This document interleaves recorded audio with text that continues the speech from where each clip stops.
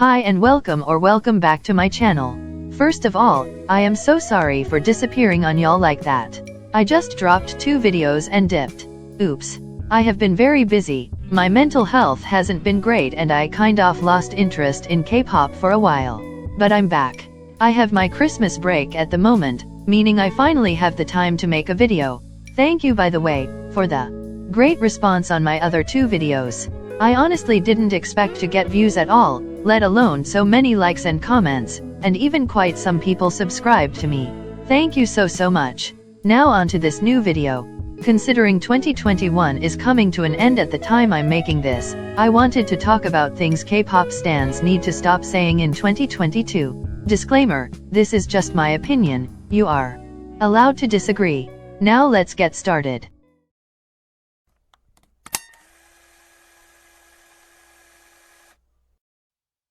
1. Boy group choreographies are harder than girl group choreographies. This is just simply not true. Boy group choreographies often have bigger movements, kicks, jumps, etc., making them look harder. However, girl group choreographies have much smaller, but also more precise, detailed and intricate movements. This requires a lot of technique and sharpness from these idols, while boy group choreographies rely more on strength and stamina. Both types of choreographies are equally difficult, but just in different ways. Female idols also have to dance in short skirts or dresses and high heels sometimes, adding an extra factor of difficulty.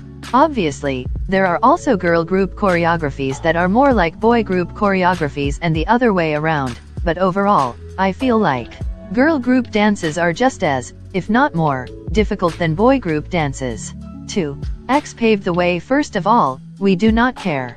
Second of all, I don't think there is one group that paved the way. Multiple artists have been extremely important and influential to the K-pop industry. A lot of artists have been crucial to the way K-pop is right now. Why can't we praise more than one group at the same time? But no, y'all always have to turn everything into a competition. No artist single-handedly paved the way. Period. What way are y'all even talking about? Paved the way to what? International success? The current K-pop style? Some sort of musical evolution? 'Cause for all of those there are different answers. Also, K-pop, and especially K-pop rap, takes a lot of inspiration from black culture. It is just wrong to give BTS or Big Bang or whoever the credit for that. Now can we stop this debate, 'cause I'm tired. 3. Bigger fandoms are automatically going to have more toxic fans now. I am not saying this isn't true, because it is. That's just basic math. However, this does not mean that you can't hold people in your fandom accountable, because they do really messed up stuff sometimes. Like threatening to spread deep fakes of an idol whose fan didn't like your birthday cake. Or spamming an innocent girl's comments because she used the same caption as your fave. And just saying we don't claim them isn't enough. Tell your fandom to freaking behave. Also, I know that there are people pretending to be part of a fandom, and then spam another idol with hate to give that fandom a bad reputation. But this also is not an excuse for the people of your fandom who genuinely do stuff like that. One screenshot of person saying that is not an excuse to stop hold your fandom accountable.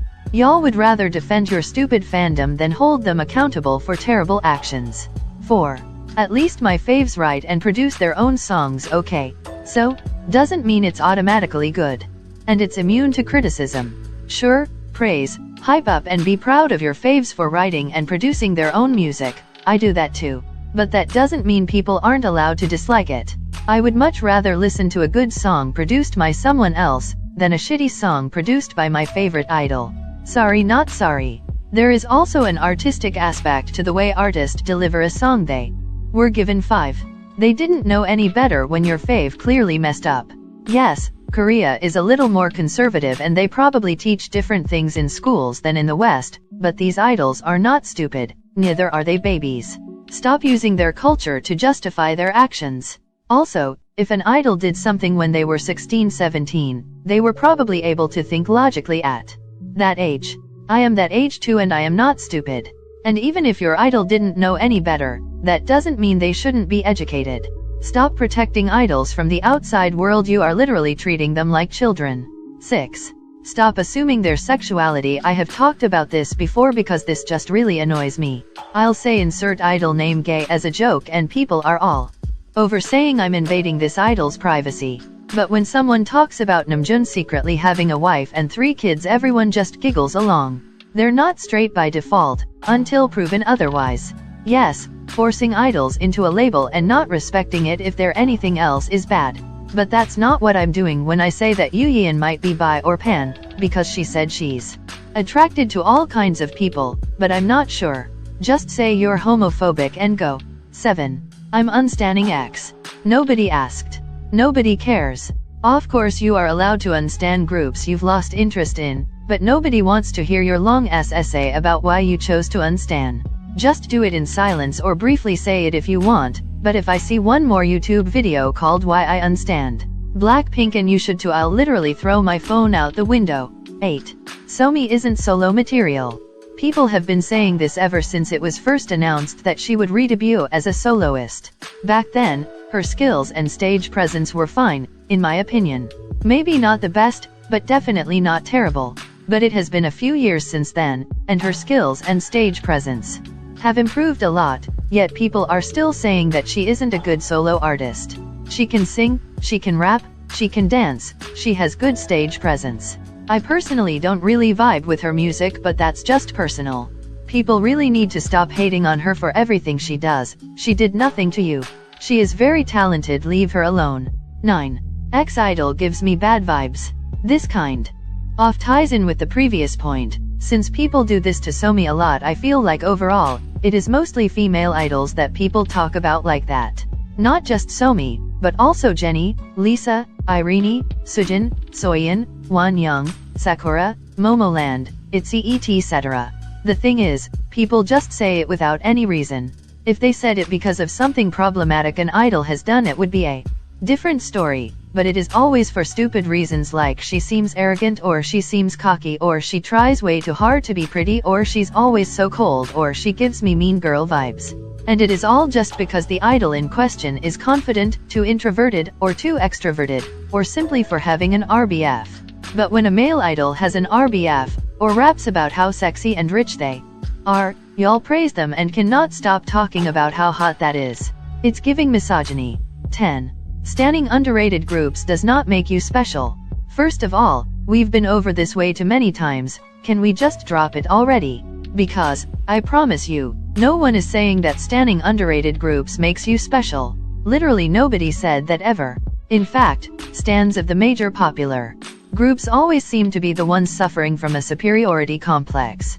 Some of them constantly call other artists flops and base their entire personalities around their faves' achievements. So I'm begging you, please shut up about this, in 2022. That brings us to the end of the video. I hope you enjoyed watching it. I tried a new format and style for this one, let me know if you like it or not. Feel free to comment your opinions. We can discuss the points that I mentioned, or you can add your own. What do you think K-pop stans need to stop saying in 2022? I'm curious about what y'all think.